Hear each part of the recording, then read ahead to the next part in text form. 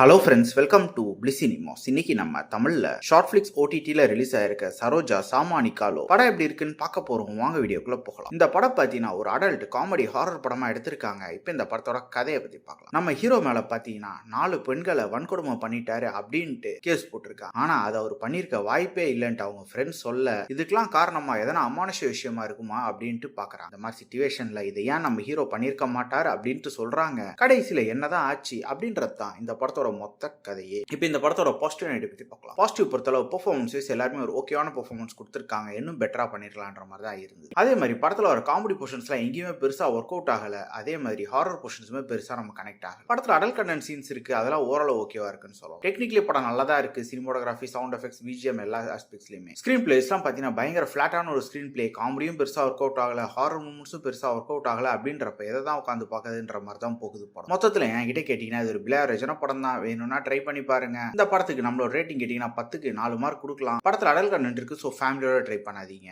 இன்னொரு வீடியோல சந்திக்கலாம். தேங்க்யூ.